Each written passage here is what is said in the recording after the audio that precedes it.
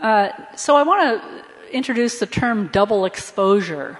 What I've been talking about are globalization forces, changes around the world that are also impacting the Arctic. But then let's bring climate change back into the mix. Accessibility is going to be one of the features of climate change as the Arctic becomes more accessible for shipping and as new sources of fish move into the Arctic and as you can get to the minerals more easily now. So all these issues have both sort of a globalization side and a climate change side. And together we can talk about double exposure. Let me just give you one example in terms of fishing. Opportunities are created, but they're not created equally. As climate warms, we'll see new fish stocks go into the area, some with great commercial value. And we'll see the benefits shifting from one group to another. Different fish operate under different licensing structures. So new groups will probably access the licenses to the new fish stocks. Capitalization is different. Fishing for cod requires different capital than fishing for, say, tuna. And different types of boats, different types of technology, all that kind of stuff. So when new fish stocks move north, different capital, different technologies, different companies will have better access to those. So an overall increase in fisheries in the Arctic may mask differential gains and losses in community terms. We can also anticipate that industrial fish stocks, due to the interactions of overfishing and climate change, adverse climate change, there will be crashes in the industrial fish stock. And these are going to really affect settlements that depend on fishing.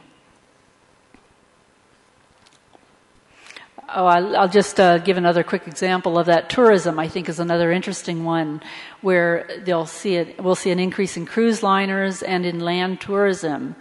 And tourism can often really transform rural areas.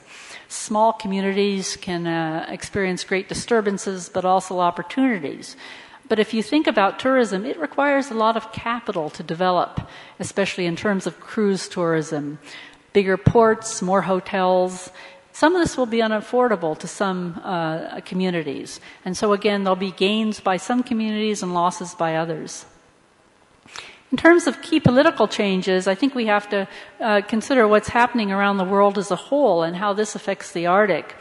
Gorbachev gave his famous Murmansk speech talking about the opening up of the Arctic in 1987, and we've seen a great reduction since then of military tensions in the Arctic and a great increase in operation.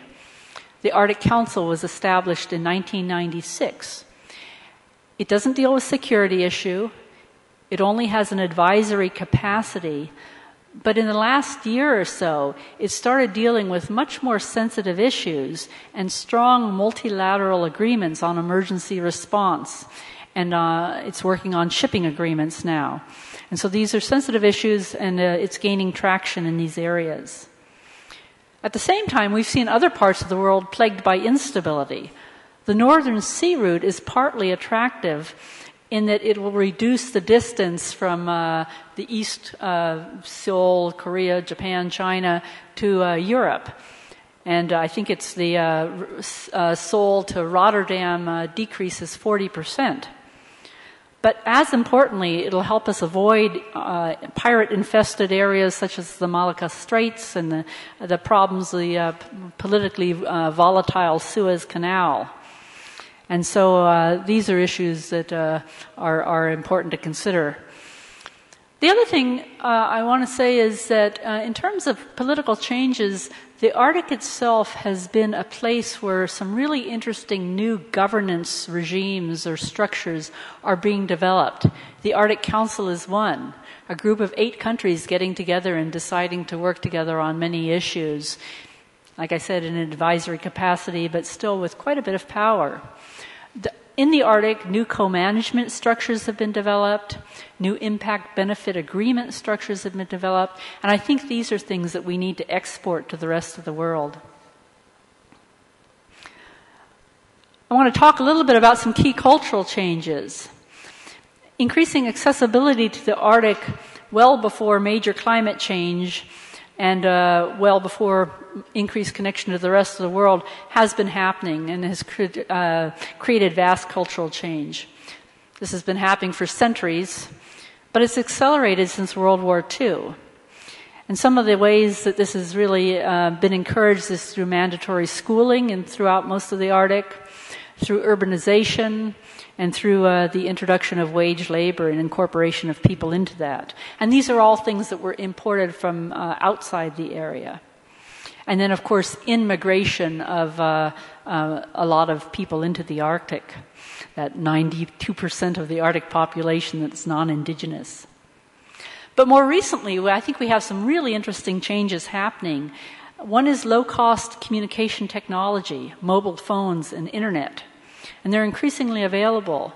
And they allow Arctic residents to connect with each other and talking to each other. This has reduced the difference between urban and rural life. It's really helped political movements in the Arctic. The Sami Parliament, the Sami Council, the Sami getting together, the Inuit getting together across 4 different countries, and the Sami, again, across 4 different countries to politically organize. We've seen the communications improvements helping education through distance learning. It's not quite so necessary to leave the Arctic now to receive a post-secondary education. We've seen wonderful advances in telemedicine and providing medical services. However, there's also challenges to connectedness.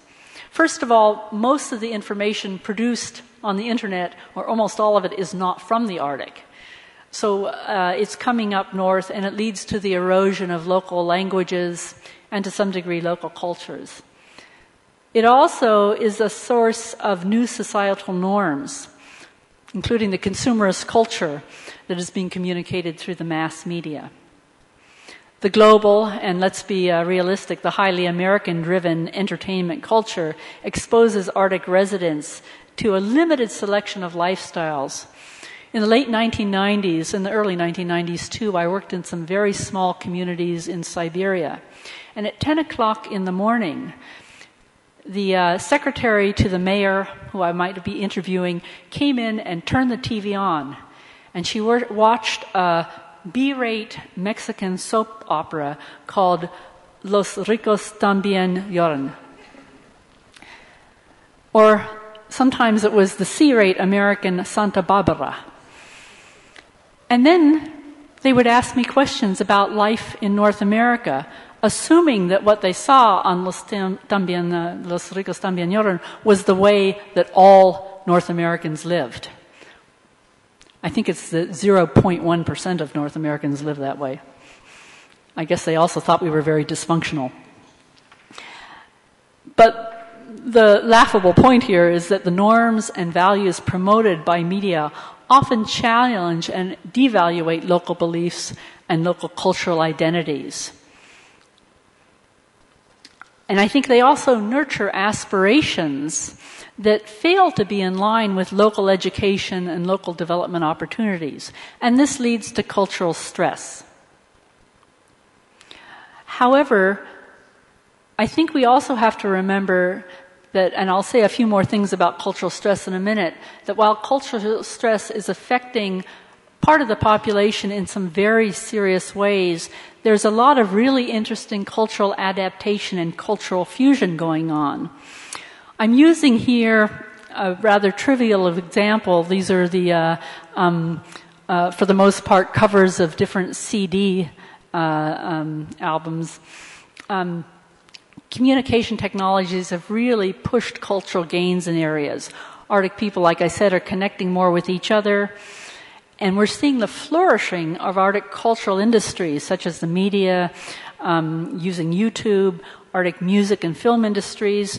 Here we have Canadian Inuit Tanya Tagaq. Have any of you heard Tanya Tagaq play? It's a wonderful fusion of throat singing and electronic music.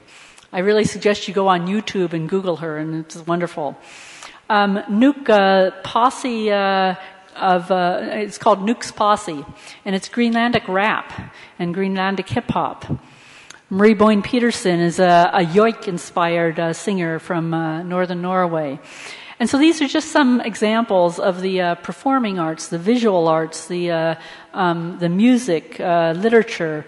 I was recently in a Greenlandic shop in Copenhagen where there was a beautiful new cookbook, sort of a Jamie Oliver type of cookbook, but it was Greenlandic recipes in Greenlandic and Danish for some very high cuisine.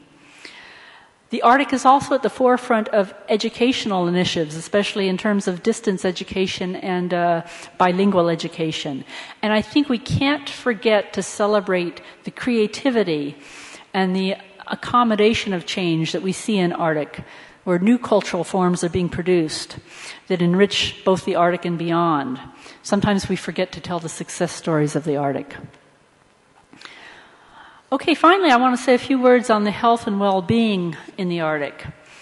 Health services in the Arctic have vastly improved over the last century. The availability of advanced medical services, either in place or by telemedicine, have grown dramatically.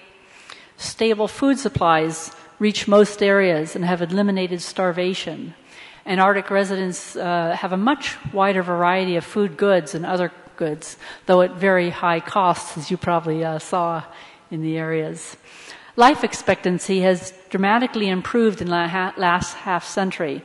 Unfortunately, Russia is an exception to this, where the life expectancy of the Arctic male is less than the retirement age, and the life expectancy of the indigenous male in the Arctic is only 35 years. Throughout the Arctic, however, we see the increase of tuberculosis, we see the rise of HIV and AIDS, and we see the rise of other contagious diseases. We also see the rise of obesity and diabetes and other cardiovascular diseases due to changes in diet and lifestyle. Diet is compromised by the high cost of imported goods, so there's a lot of junk food that's being eaten, but also the fact that local country foods are being polluted by PCBs and DDT and other pollutants. And worse, we witness a devastating increase in the rates of domestic violence, child abuse, homicide, and suicide. In Nunavut, the rate of domestic violence against women is 4 times that of the Canadian average. In the Russian North, like I said, the average life expectancy for a native male is 35 years due to high rates of homicide and suicide and accidental deaths related to alcohol consumption. And Greenland tops the world in several years recently in suicide rate. So, and that's in terms of per capita. So these figures speak to a population, or at least part of the population, troubled by mental health issues, which may be attributed, at least in part, to rapid change, both cultural and economic, sort of acculturative stress.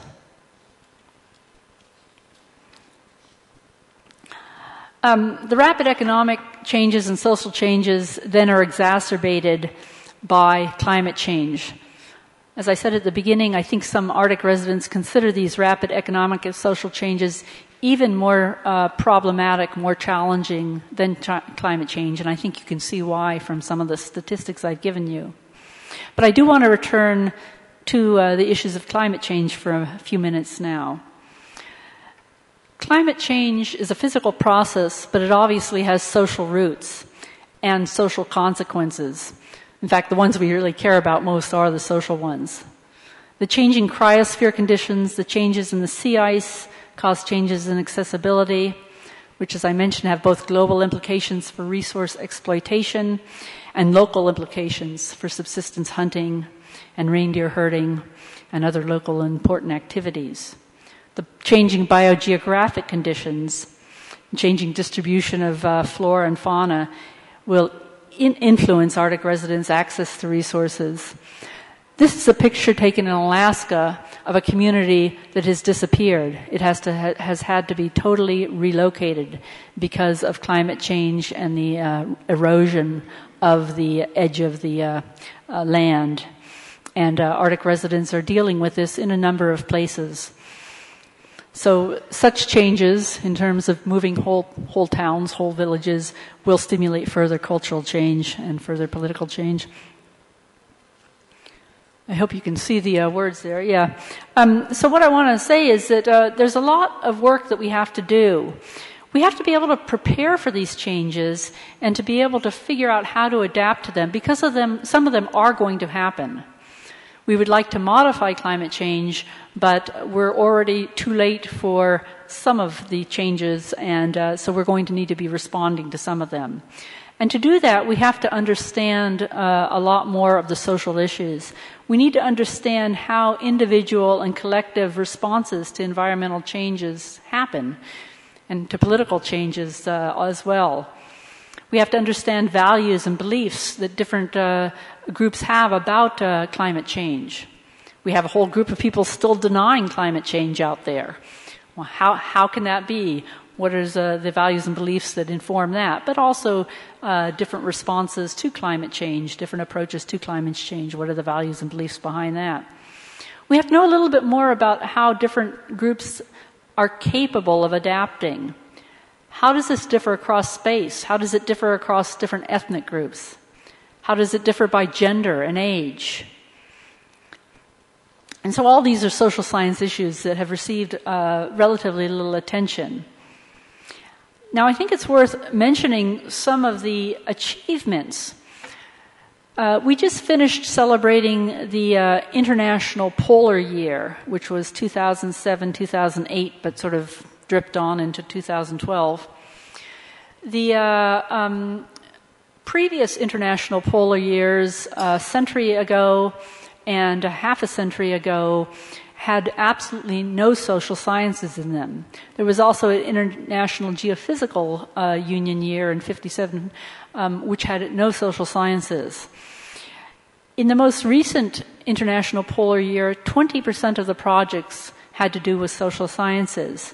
So I think this is very encouraging. And I think that there are places where we have made major improvements. Some of these are integrating traditional knowledge into understandings of how change, both climate and other change, will affect the Arctic.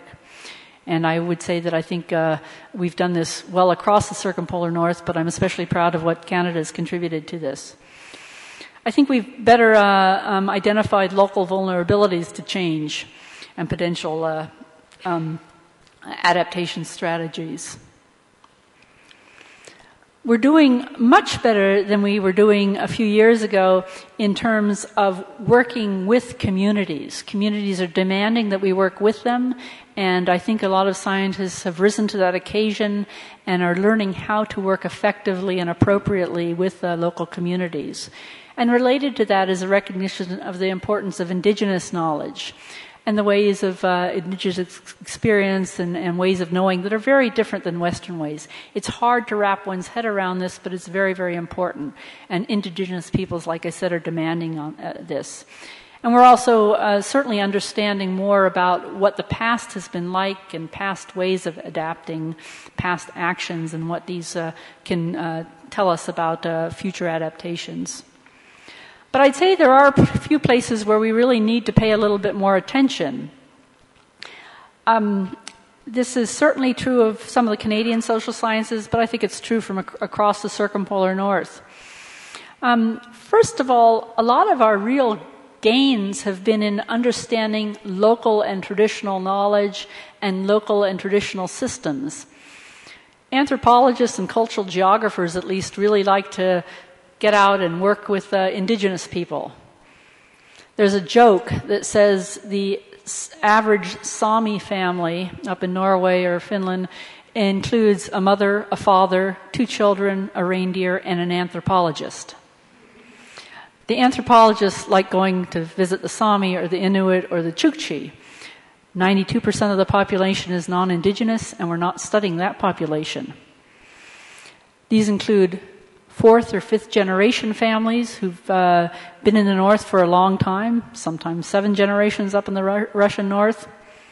It includes folks who went up after or since World War II because of high wages They didn't plan to stay, but they were lured to the North. They fell in love with the North, and they now consider it home.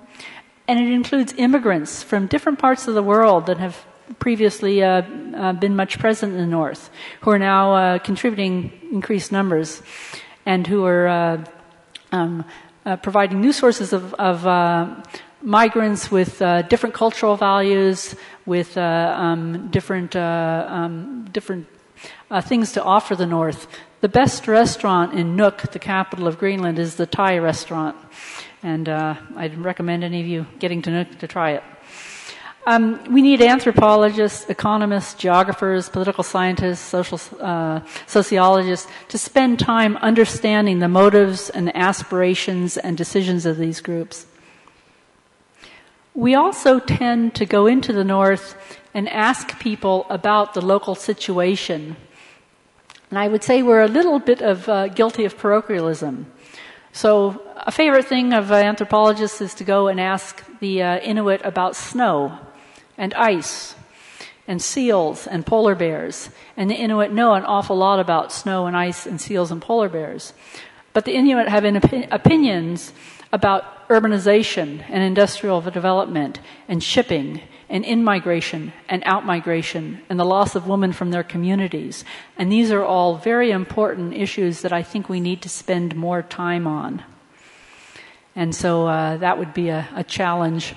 And I think we need to not only spend more time, but our national governments need to consider these as important topics to fund for research. So finally, I just want to say a few things about what social science is contributing and can contribute. Change, as I hope you've gathered from the talk, is complex. There are multiple factors. There are synergistic factors. And there's a lot of stuff to understand, and we need to really be working on that. We're doing a much better job, and I think there's a lot more to do. We can do this through multidisciplinary and interdisciplinary work. And I think the Arctic has been a very fruitful place to start that work in the last, I'd say, 20 years. We're developing ways to measure and track human development in the Arctic. And this is really important. We have to know what is happening up there. I've been involved in a project called the Arctic Social Indicators Project. And essentially it's taking the United Nations Human Development Index type of indicators and adapting them to the Arctic and adding new ones in for the Arctic. The Arctic Human Development Report number 1, which was published in 2004 and is available online, said that there are 3 things that are important to Arctic residents: contact with nature, the cultural viability, and the ability to control one's own destiny. These are things that are specifically important that Arctic residents talk about again and again. So in measuring human development, we need to measure the material well-being, we need to measure the health, we need to measure the educational level, that kind of well-being, but we also have to measure fate control over one's destiny, cultural well-being, and this closeness to nature. And we've just developed a set of indicators for that, which we hope to use to track development in the North. The Arctic Human Development Report itself, we're working on report number 2, which will come out in 2014. And I think the other thing is that we can continue to work on improving the co-production of knowledge with Arctic residents, Indigenous and non-Indigenous local residents, across a whole range of topics. We need to continue to build partnerships with natural scientists. I don't know if Francisco, you're still here. We're working together on some of this quite well through different organizations. Francisco Navarro and I are both on a couple of on the International Arctic Science Committee, which has different groups, and so I think this is a way of encouraging integration into of research on natural and social sides on adaptation and resilience. And then I think another important thing is to make sure that the science we're producing, whether it's social science or natural science, is accessible to decision makers, to policy bodies, and to Arctic residents. So I wanted to bring two resources to your attention, and one is this Arctic Human Development Report. And like I said, it's available from downloading on the web. If you Google it, you can get the whole thing or any chapters. There's another very interesting book with the title of Megatrends. Doesn't sound like anything necessarily having to do with Arctic, but it is about Arctic change, and it's just recently come out. And as I said, the Arctic Human Development Report will be coming out in 2014. I'm a co-lead on this project, and if any of you are interested in this and would be interested in reviewing chapters before it comes out, I would love to know about it. So I think that concludes my comments. I'd like to say again thank you to the Canadian International Centre for the Arctic, which has arranged these talks to the Canadian embassies, and the maps were from that Megatrends book. Thank you very much, and I'm very happy to take questions.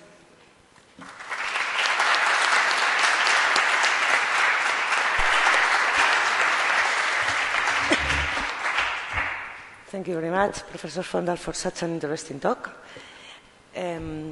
Ahora tenemos tiempo para algunas preguntas. Pueden ser en inglés o en español, porque lo pueden traducir. ¿Quién quiere preguntar algo? El primero he visto ahí al fondo. Usted es el segundo.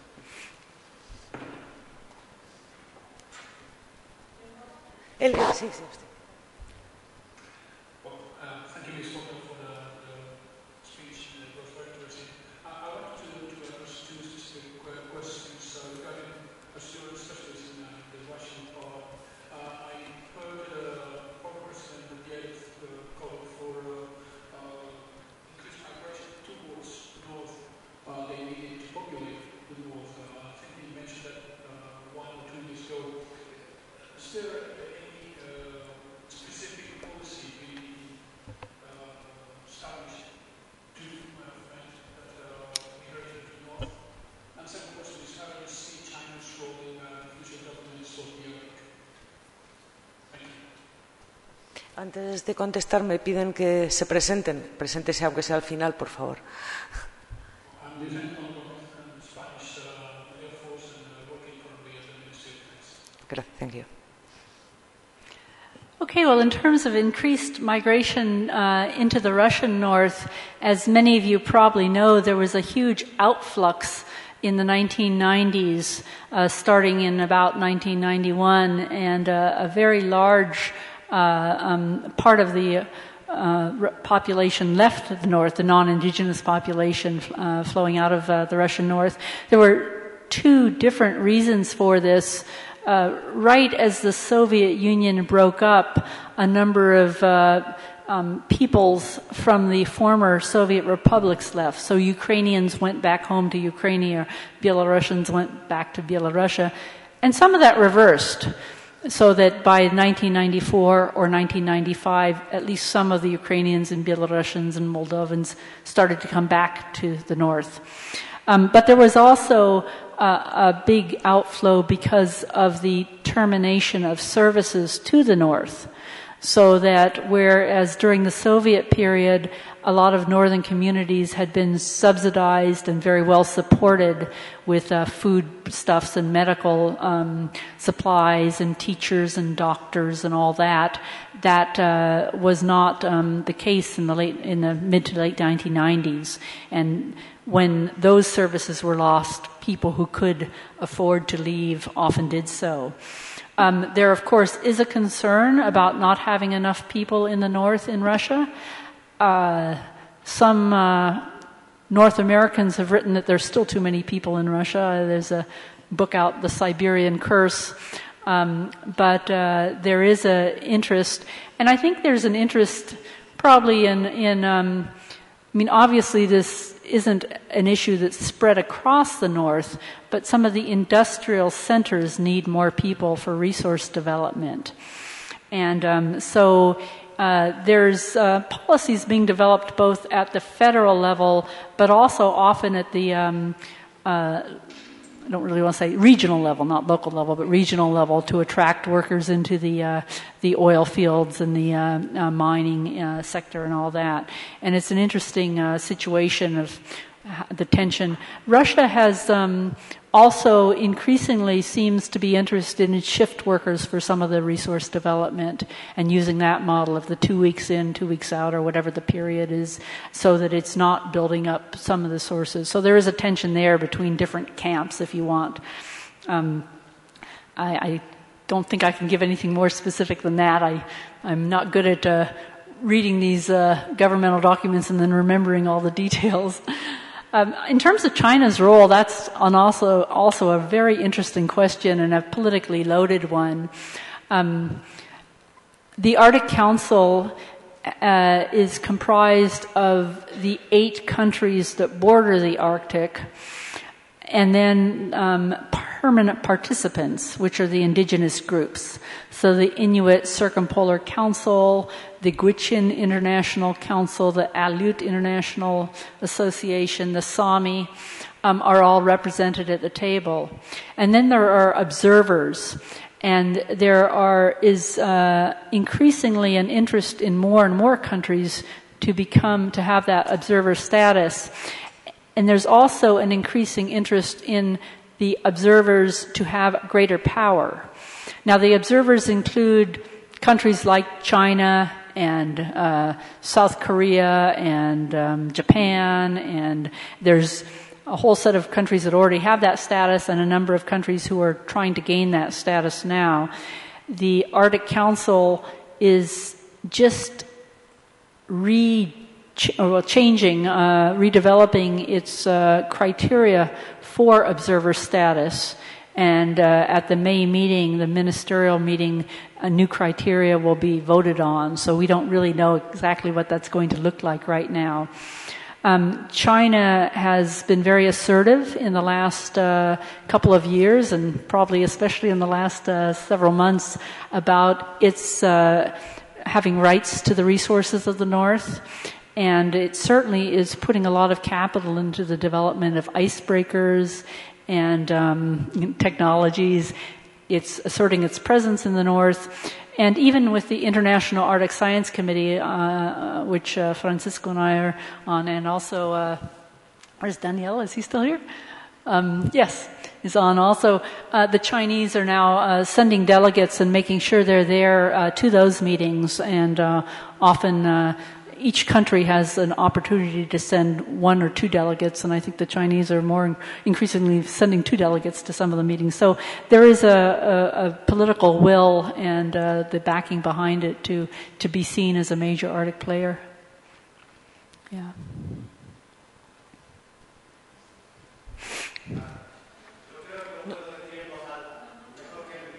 No, por favor.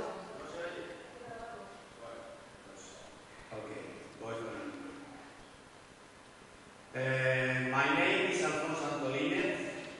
I've been for a long time in contact with Inuits up in the Arctic, mostly in Thule, in Kurosaki, and in Nome, in Alaska. I've been living for a while in Canada, but I didn't get in contact with the Inuits in Canada. I'm not very much acquainted with the Nenets in Russia, but I've been living for the last 10 years in Norway with the Sami. And this is one of my friends, a whale, a small one. I always consider them my sisters. And I play around with them from my dad, and I used to play harmonicas. I always try to communicate these things, which are our sisters. And I took down a lot of notes as you were developing your speech. There are so many interesting questions to be developed. But according to my experience and my living with the Eskimos, the Inuits, the big question is, I noticed that the greedy of the white man is overwhelming for those lands. And my particular question is, how is Canada dealing in the near future with the greedy of the white man? Because as far as I can see, it's nothing but greediness up in the Arctic. In a very short time, very, very short time, it will be ice-free in the Arctic lands. And I noticed nothing but the white men killing the land. Killing the land. We are building huge airports. We are building big ports. Only for the mining industry. Only for the greedy of the white man. How is Canada in this near future trying to deal with this emptiness that will overcome in this near future? Thank you. Thank you for the question. Wow, that's a big one to answer. And I have to agree that there's a lot of negative trends that are going on. And I don't know if we can talk about Canada because we have the government of Canada and we have the government of the Northwest Territories and the government of Nunavut and the government of Yukon, and then we have, local governments and all that. In chairing the Arctic Council, Canada has put forward 3 areas of focus, and one of them is sustainable northern communities. And I think that what's becoming evident is the future chair of the Arctic Council, Leona Glukak, she has made it very clear that she feels that the humans are the really critical part of the Arctic. But again, that's an advisory body. That isn't the Canadian government, and she has to convince us, our Prime Minister, of that. There are some very negative trends, like you say, in terms of resource extraction not really being done for the future, or for the local residents and their futures. I do think there are 2 things I'd say. There are some very interesting developments, small scale, and they certainly don't balance out some of the larger scale, but in green energy in the Arctic, in the development of new technologies in the Arctic that will really help the population. The other thing I think it's necessary to say is I haven't worked with the Inuit in the Arctic. I work quite closely with a Athabascan group, Glasden Nation, and any of Glasden Nation will admit that they want their pickup trucks and they want their big screen TV, and they don't want to be stuck in something 100 years old hunting around for moose in the forest. They certainly want to be able to continue to hunt the moose, which means that they want to be able to be out there hunting the moose, and they want the moose there to be there for hunting, or the same thing with caribou. So they want to take care of the environment so that the animals don't disappear, but they also want to be able to go out with their truck and hunt the moose with rifle, not spears.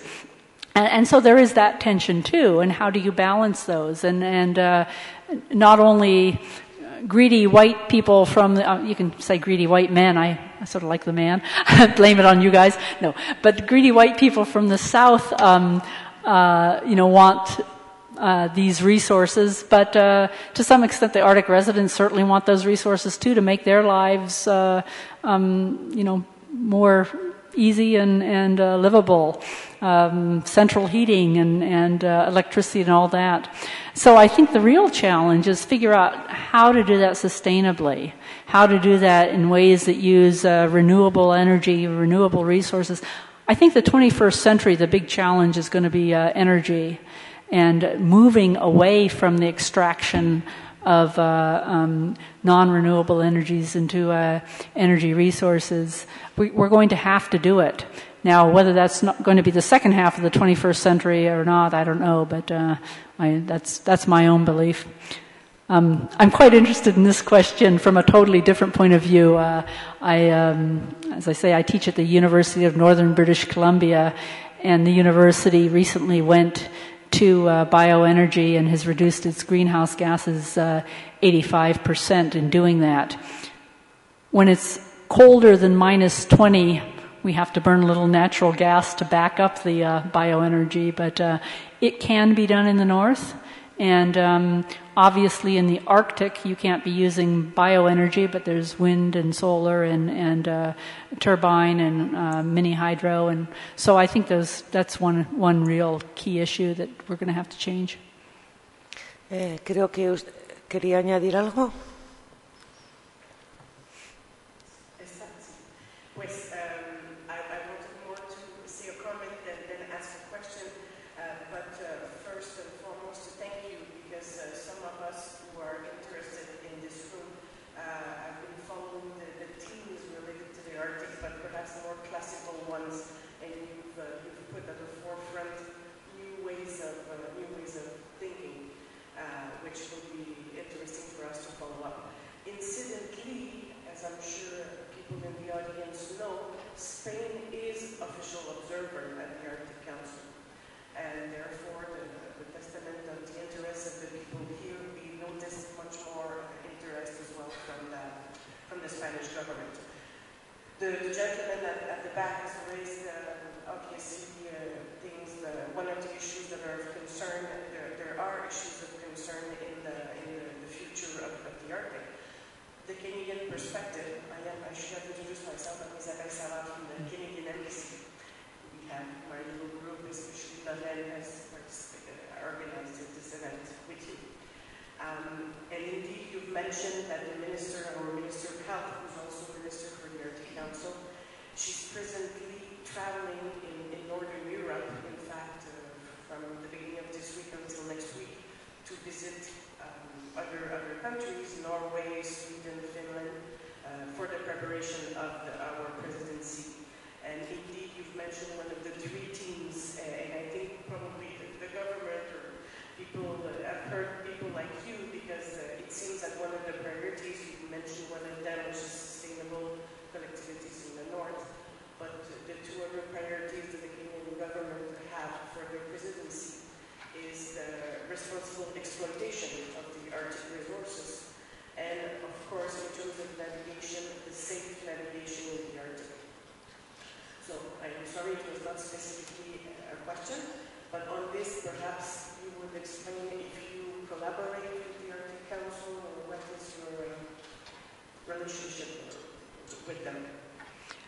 Sure, yeah, I'm glad you brought up the other two themes, because I forgot to mention all three. But IASA, the organization of which I'm president, has observer status, and so I've attend the Arctic Council meetings, and I can attend the 5 working groups. Time and finances don't necessarily allow that, so I tend to go to the Sustainable Development Working Group meetings, and I try to send other counselors of our organization to the other meetings if they happen to be. There's going to be a PAIM.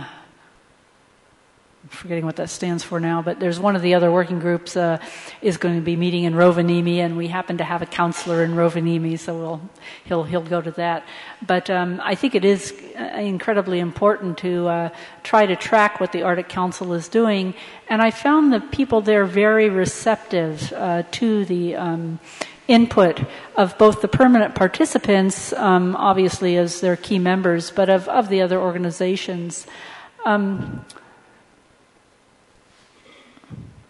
Just lost what else I was going to say about that, but yeah. So anyway, I'm headed up to Tromsø next week for the Sustainable Development Working Group meeting, and it's a good group to be part of. Oh, I know. I was going to say that the Sustainable Development Working Group is actually currently setting up a social, economic, and cultural specialty group because they realize that as a group of bureaucrats sitting around the table, they don't necessarily have all the answers, and so they're developing a sort of a go-to group for this. So, yeah. But there are constraints because those are just the Arctic countries, and so you don't necessarily get the views of Spain or France or as well represented. Yeah. ¿Alguna pregunta más? Por favor.